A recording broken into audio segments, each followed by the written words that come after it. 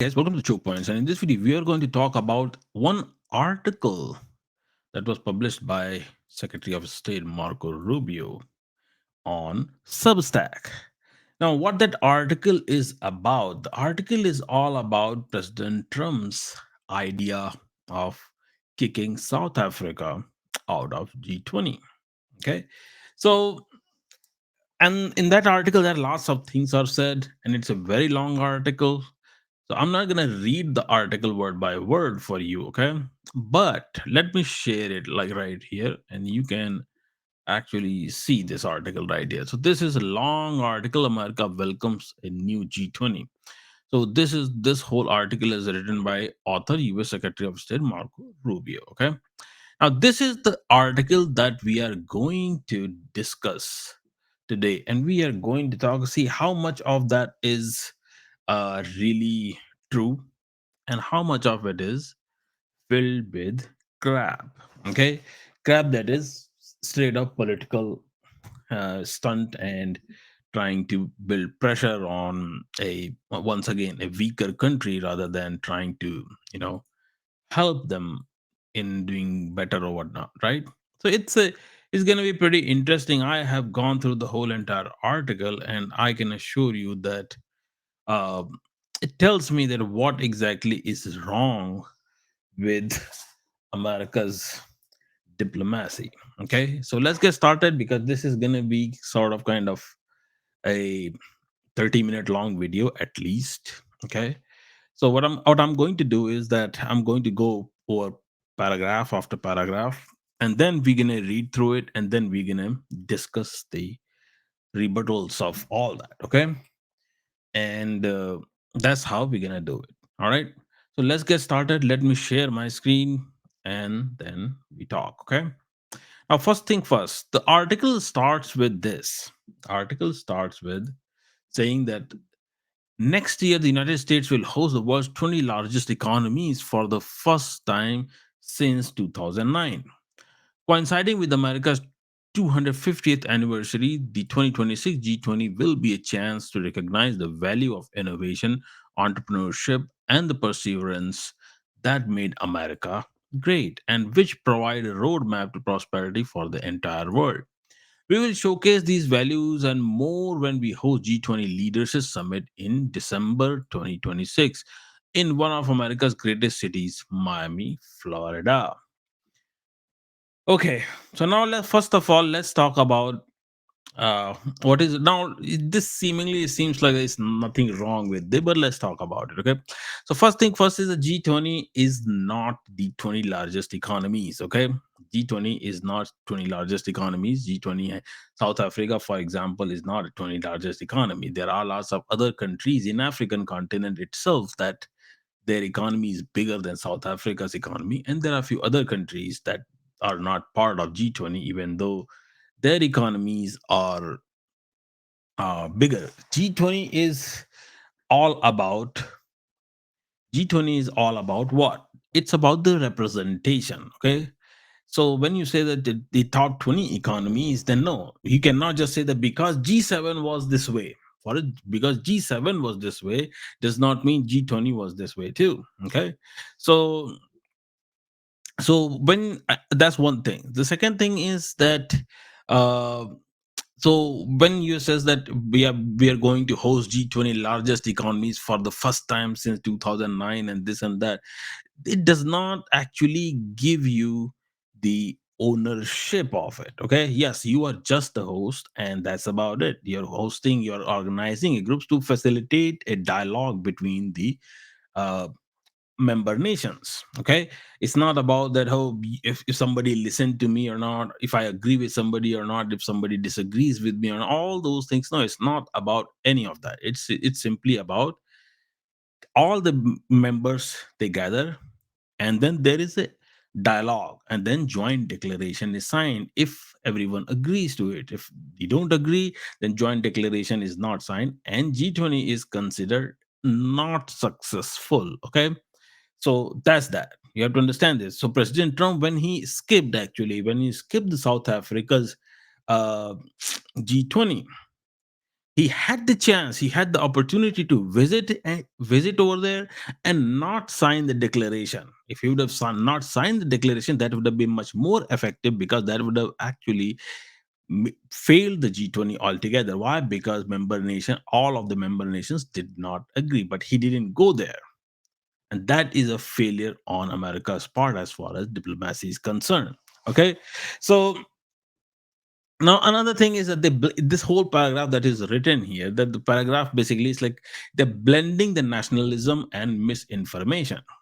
Now, yes, nationalism is a very good thing. It should be actually taught and it should be promoted throughout, because at this right now America actually needs nationalism and patriotism. Okay, because what we have seen for past few years, that's just not happening. That should not happen if people are really really patriotic. All right. Now, so that's the whole thing about this particular paragraph starting point. Okay, that's not too bad, right? But now let's get into another one. So then the second paragraph says that we will be inviting friends, neighbors and partners to the American G20. American G20, okay? American G20. Okay? We will welcome the world's largest economies, as well as burgeoning partners and allies, to America's table. America's table. In particular, Poland, a nation that was once trapped behind the Iron Curtain but now ranks among the world's 20 largest economies. Just remember what I'm saying, okay? And will be joining us to assume its rightful place in G20. Poland's success is a proof that focus on the future is better path than one on grievances. It shows how partnership with the United States and American companies can promote mutual prosperity and growth. The contrast with South Africa, host of this year's G20, is stark. Well, what is stark in there? South Africa G20 was successful actually. All the countries, they signed the declaration and they set the agenda. All that worked out just fine. Now, so first thing first is the calling it the American G20 once again. Once again. See, this is the problem with the diplomacy here. Okay. They think that diplomacy is like your high school bullying, that you just go, bunch of kids, bunch of three or four kids, all the broccoli heads, they get together and try to bully somebody else. Okay. Somebody who is not even of their own size. So they try to bully them. That's what the whole thing is here, right? They found South Africa, so let's do that. American G20. No, American G20, you can say the G20 in America, hosted by America. That actually it is gonna sound much more gracious than saying that American G20, like America owns the G20. No, you don't own it. That's the bottom line here. Then it is diplomatically actually inappropriate to say these things. Okay, and this is the kind of thing that creates the rifts between the member nations. When you're gonna say that G20 is diplomatic, any chances are that you will find yourself isolated. Why? Because nobody will show up. Right. Now come to the Poland part. Okay. Poland part. Poland does not have a rightful place in the G20. Why? First thing first is that to become a G20 member, it has to be agreed upon by all the member nations, not one or two. Okay, so number one thing. Second thing is that Poland is barely a top 20 economy as far as nominal GDP is concerned, and as far as purchasing power parity is concerned, it's in 19th place. So there is no rightful place. Okay, that's barely knocking on the door type of situation. Okay, and the second thing is that then third point is that it has nothing to do with economy size. Okay, there are lots of countries like in Europe that are not part of G20, and their economy is actually their economy falls in top 20. Like Spain is not part of G20, but Spain's economy is in top 20. You can check it. So that's another thing that's factually wrong. Okay, rightful place meaning that when you define the rightful place, that's when it will have a rightful place. Otherwise there is no rightful place. I mean, that's another thing called, this is another way of trying to impose your rule based international order, that order that is already been dismantled all over the globe. All right. Now, another thing is it suggests that South Africa basically uh, contrasts poorly. Okay, South Africa contrasts poorly is pretty much the empty rhetoric. All right. So why? Because there is no empirical data to say that South Africa did not host properly or whatnot. First thing first is that South Africa is not a $28 trillion economy. So if South Africa, let's say, doesn't host in a $400 million plane or doesn't gift you $400 million plane does not mean that it looks bad on South Africa's part. Quite frankly, actually, it looks good on South Africa's part that government is frugal when it comes to actually spending the money here and that they don't want to spend money. Okay, so uh, so that's another thing you have to think about. All right, now government is basically trying to save the money, right? So that's actually a good thing. Now if America has a $28 trillion economy cannot host properly, then there is a problem. Like for example, I'll give you the example of a shitty hosting that was in United Nations General Assembly. It happened to the president of the United States, not to anybody else. It happened to the president of the United States twice, actually. Can anyone guess? The guess is that number one, the escalator, it didn't work. Escalator stopped when they were about to go up. All right. Second thing, mic didn't work either. This happened to the president of the United States, and United. This happened in United Nations General Assembly meeting. So imagine that assembly was hosted in your own country, in this country. Okay, and you couldn't even control that. Now you're talking crap about South Africa. Really, I mean, you have a pretty short-lived memory that you cannot even remember what happened to you just a few months ago. Inviting friends and partner. Which friends and partner are you talking about? Which country is uh, which country? One country, tell me one country that the president of the United States has not berated on Truth Social. He wants to sign a trade deal with India. He has berated India, calling it a dead economy. If India is a dead economy, then why are you so much dying to sign a trade deal with them? Russia is a dead economy. Okay, if Russia is a dead economy, then why do you want Russia in G8 then? Or G7 then? Whatever you want to call it. It's garbage anyways. Huh? China. China is doing this, China is doing that, China is feeding um, our people fentanyl and this and that. China is not doing anything to you. China is not doing anything in this country. This country is doing everything to itself. Okay. You have to look into those systems, and probably you're looking at it, but problem is that it is too out of your control to fix it. So you just gave up on it. That's the reality of it. You cannot fix the health insurance system. You cannot fix all these doctors who actually prescribe these medicines. There's no ramp up the ramp down process. That's why fentanyl is there. What do you think? It happens to our veterans. What do you think it is? Now, next point that he says that inviting friends and partners. Inviting friends and partners. What do you mean inviting friends and partners? G20 is not about friends and partners. G20 is all about agenda. Agenda as in the members and their dialogue, their agreements and disagreements. You work through all that.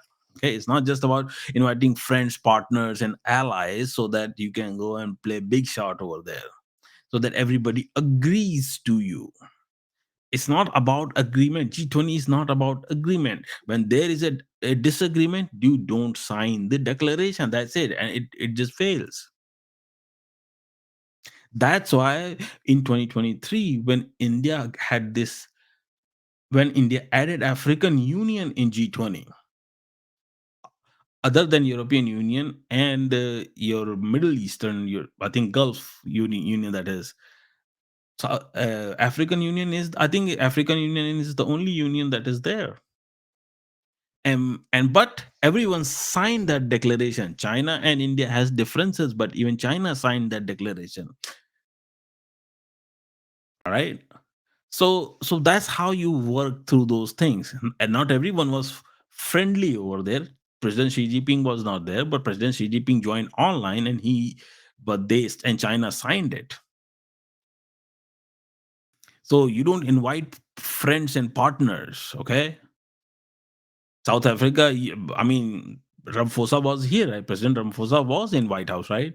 So President Ramaphosa was in the White House. You talk to him, and then he goes back, and you said all kinds of things to him, but he still, you still went, were invited. Why? Because you are a member of that thing. There is no such thing as invitation based membership. Okay, it's a permanent membership. So saying all that is BS. Like, this is how these articles are written, basically to manipulate people. People who don't really want to look at the reality, they just see that, okay, Secretary of State Marco Rubio has written, so probably it has some substance to it. But in reality, actually nothing. Marco Rubio is nothing, just a senator who actually became Secretary of State because of the Jewish lobby. Everybody knows it. All right. So he became senator because of, sorry, Secretary of State because of the Jewish lobby, so that he can go and negotiate this whole Israel and Hamas deal and all that thing. Okay, so that's the whole thing. So saying that what Secretary Rubio wrote in there is factually correct and it has some substance to, this is all manipulation tactics right here. Okay, then Poland's invitation is temporary and not membership. So you have to understand that you can invite guests, fair enough. Yes, you can invite the guests. That is all fair game. But Poland will not become member until everybody in the G20 signs toward that thing. Okay. Now let's go into, this is actually, I find this very interesting. This paragraph here, where sadly Mandela's successors have replaced reconciliation and redistributionist policies that discourage investment and drove South Africa's most talented citizens abroad. Racial quotas have crippled the private sector while corruption bankrupts the state. Okay. The numbers speak for themselves as South Africa's economy has stagnated under its burdensome regulatory regime driven racial grievances. It falls firmly outside the group of 20 largest industrialized economies. Once again, same old BS that he has no clue that it has nothing to do with the economy. Rather than take responsibility for its failing, the radical ANC led South African government has sought to scapegoat its own citizens and the United States. Ramaphosa was here. It was President Trump who didn't go over there. Okay? So you cannot just take it and just turn it around and blame South Africa for it. Now, as President Trump has rightly highlighted, the South African government's appetite for and tolerance, racism and tolerance for violence against its Afrikaner citizens have become embedded as core of domestic policies. It seems intent on enriching itself while the country's economy limps along, all while South Africans are subject to violence, discrimination, and land confiscation without compensation. Its former ambassador to the United States was openly hostile to America. Its relationship with Iran, its entertainment of Hamas sympathizers, and cozying to America's greatest adversaries move it from family of nations we once called close. I mean, this is on a whole another level of BS. Okay, first thing first is that uh, this whole thing that is saying, whatever it is mentioned here, that is South Africa's internal politics. That has nothing to do with G20 membership. It's like America's internal politics has nothing to do with G20 membership. Why? Because in America itself happen, lots of racial attacks happen all day long. Things happen, bad things happen. Sometimes white kids get whacked in racial attacks, sometimes black kids, sometimes brown kids. It just happens. Okay. Racial attack and racial profiling is done, and this type of things happen simply because politicians actually utilize it to their advantage. They want everyone to be divided. based on whatever that is. Okay. But unfortunately, people forget that when you die, then you all bleed the same blood. Okay. Now, coming back to the point. Now, GDP size does not once again determine G20 membership. Okay. Now, he says that sadly, Mandela's successors have replaced reconciliation and redistributionist policies that discouraged investment and drove South Africa most talented citizens abroad. First thing first, that bringing Nelson Mandela into this whole thing is totally uncalled for, and it's unethical on many levels. It's just wrong. Why? Because Nelson Mandela went to jail for 27 years because he participated in the apartheid movement. He worked against all these racial and all the systems, okay? He worked against all these things. But who put him in the jail? Those minority Afrikaners put him in the jail for 27 years for doing nothing but asking for his and his people's rights. So when you say that reconciliation, what reconciliation are you talking about? What? So just because he forgave, then doesn't mean that he said that he's not going to fight against all the privileges that are there. I mean, in fact, heck, I mean, I can go on and on about it. I mean, this has happened all the time. It happens. South Africa's even this whole racial uh, BS has been in South Africa's cricket team too. You can go look into it. Now maybe it is less, but it was there back in from 1991. After 1991, 1992, it has been there. I mean, what the Makai Nathini was the cricketer. He used to say that how he was treated. He was a black cricketer in South African team, and he was treated very badly over there in the team. Then so bringing Nelson Mandela saying that redistributionist policies and this and that, all that mumbo jumbo, it's horse shit. Okay, so they shouldn't be even doing that. I think Rubio should, of all people, Rubio shouldn't be saying those things. He should really look into Mandela's history, what he went through and why he went through it. That's the irony of this whole article. Okay, so, and then a former ambassador to United has openly hostile to America. Its relationship with Iran, its entertainment of Hamas sympathizers, right? See, Hamas sympathizers. So what? South Africa should say that your sympathy with the Al Qaeda, the Al Nusra, all these people. What they should do? What they should say? Or India should say that your America's friendship with Pakistan and all these terrorist groups, or America friendship with Taliban. Isn't that what happened? How you think Taliban got into Afghanistan again? So you're talking about Hamas sympathizers all of a sudden. Hamas sympathizers you're talking about because somehow you think that somehow Jewish lobby is going to support this whole thing. Its relationship with Iran. So what's wrong with their relationship with Iran? I mean, Iran is just another country. If you just remove the sanctions on it, Iran will thrive again. But you have put sanctions on Iran because you don't want its oil and natural gas and everything else to go into Central Asian market because that's gonna hurt the Saudi Arabians. So they, because of them, you're not allowing Iran to actually sell its oil and all that because Iran has become a threat to Saudi Arabia from the get go. That was the whole point of US Saudi defense deal. Iran. So Iran doesn't have any sanction on anything because Iran has any problem with the US. Iran it had sanction on it because is that's how Saudi Arabians have actually got rid of their competitor right there. Okay, that's the whole thing. Now let's move to the next one. So now in this one, uh, he writes this, and this is almost over, guys. So okay, just stay with me till the end. Please do like and subscribe. All right.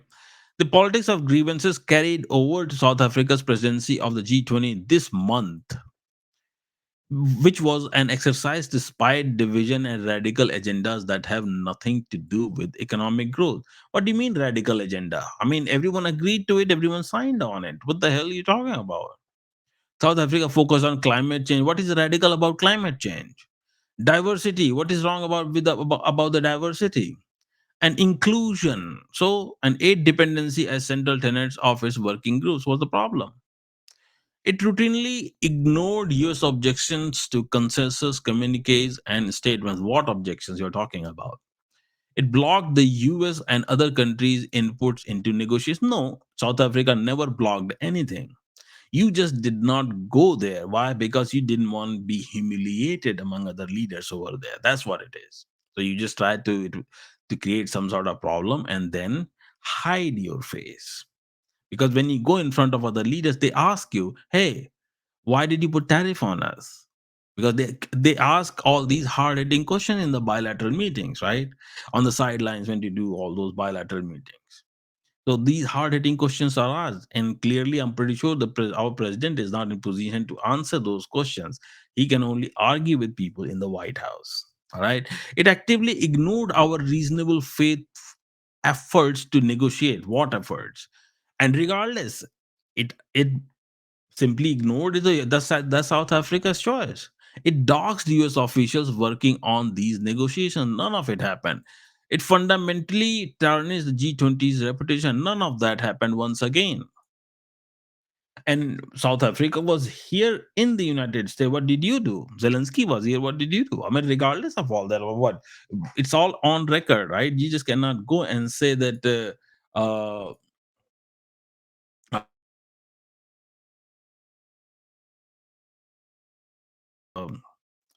um, that it's all that, oh my god, it's not fair, South Africa bitch slapped us. No, that's the reality of it. You have There's no right for you to say any of those things. Now, once again, hosting G20 does not require aligning with the US preferences. That's the thing. I've been saying that doesn't matter what South Africa is doing. They don't have to agree with you. There are countries in G20 who have border disputes, hardcore border disputes. They are ready to fight with each other. But yet, they end up signing the declarations, they attend the summits. Their leaders go and shake their hands. That's what diplomacy is all about. Climate change, inclusion, and development are core G20 themes. You just cannot say that these are radical ideas. Just don't believe it, that's fine. It's okay. You can keep living in denial, but things will change right in front of your eyes, and you time will come when you won't be able to do anything about it. All right. Ignoring US objections is not misconduct. That's another thing too. And it's normal G20 negotiation. That's what negotiations mean. Negotiation does not mean that when I'm talking to you or negotiating with you, does mean that I have to agree with you. Negotiation, 9 out of 10, they are basically disagreements. That's why you negotiate, because there are disagreements. So you try to find a common ground where you converge, and then you try to move forward with it. Then, then another accusation that South Africa is tarnishing the G20. I don't see it that way. I will say that if it was tarnishing G20, if all these members didn't sign the declaration, that's my whole point.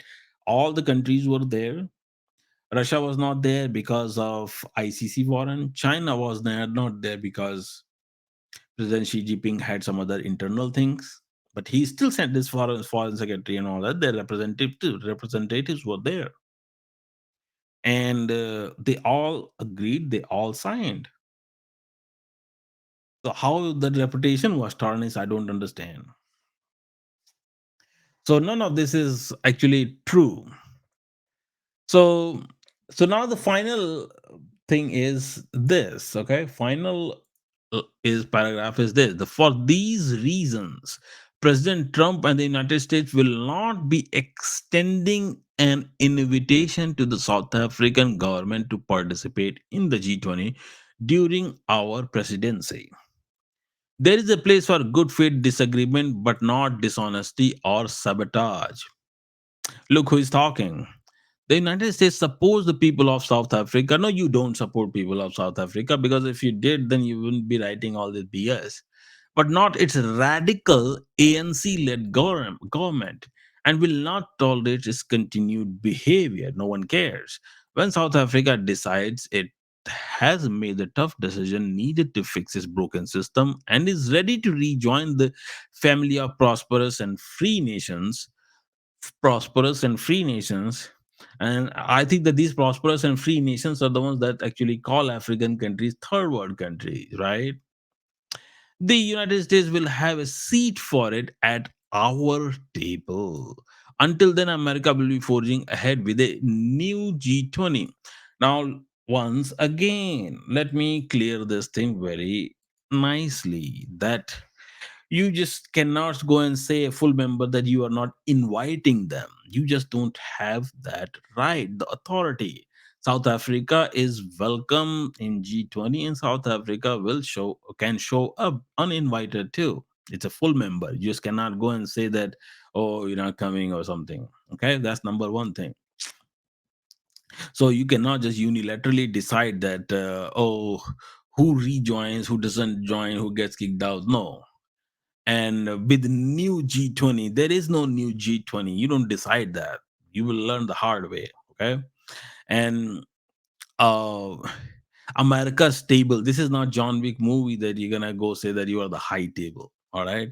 This is not a John Wick movie. You will learn the hard way. I'm pretty sure that they're gonna learn the hard way because all this spitting is going on. I think that they're gonna learn the hard way when nobody will show up. Attempting to exclude South Africa will, I think, also another thing is that excluding South Africa will simply collapse 2020 summit. Why? South Africa is also member of G20 BRICS bloc. Now, if you're gonna play this game, okay, now let me tell you something very interesting thing was gonna happen. And if I'm not mistaken, after reading all these things, they're gonna wait. India is gonna wait, and I can tell you this: that if this game happens here, then India will set up its BRICS Leaders Summit in December around the same time G20 is going to happen. Just remember that. That's exactly what's gonna happen.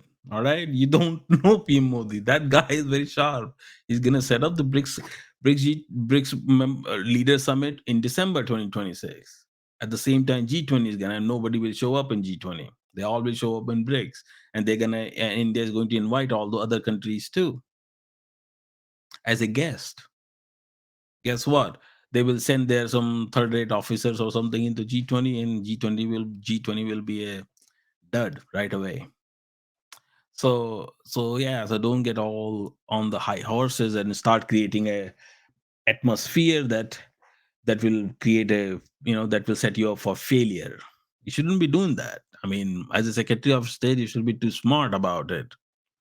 And other thing is that calling South Africa's government that they're radical and this and that, you have no whether they are radical or not, that's their business. Okay, what's happening in South Africa is their business. United Nations have something to say if there is human rights violation. Let's just say hypothetically, okay, hypothetically that it's happening, but then United Nations Human Rights Council is there. You can appeal over there at best.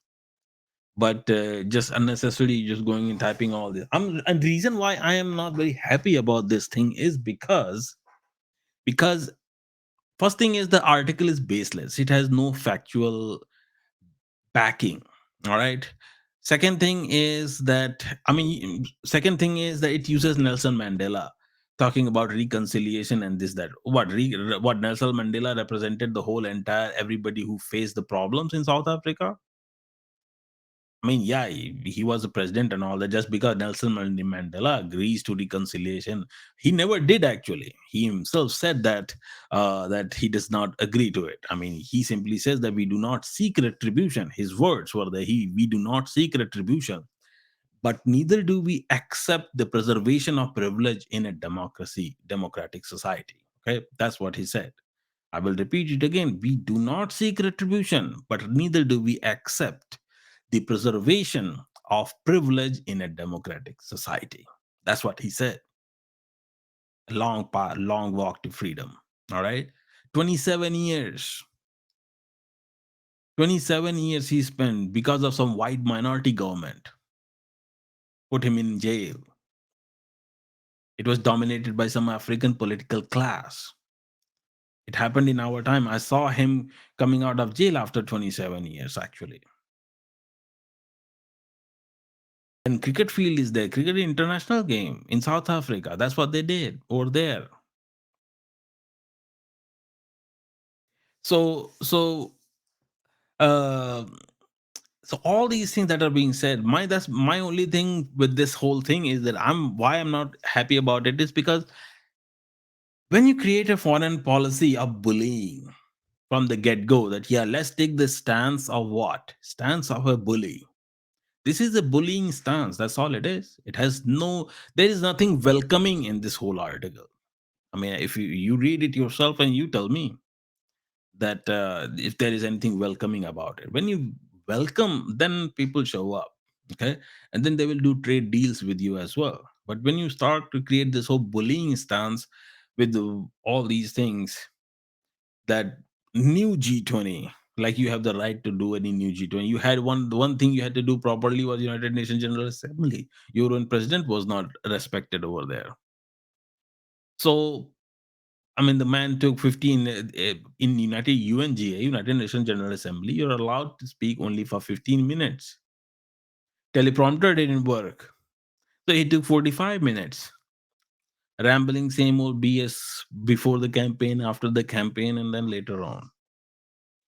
So the idea is that learn the diplomacy, how the diplomacy actually works. You have to learn to adjust your politics, your ideology, your system according to the world. All right. So that's that. I think I will leave it at that. If you guys think whatever it is, just go read the article and you will learn it. It's not about South Africa. It's not about anything. It's just about the American politicians. Seems like they have forgot the lessons of diplomacy. All right. And that's it for this video, guys. Please do like and subscribe, and I will talk to you guys in another video. Take care.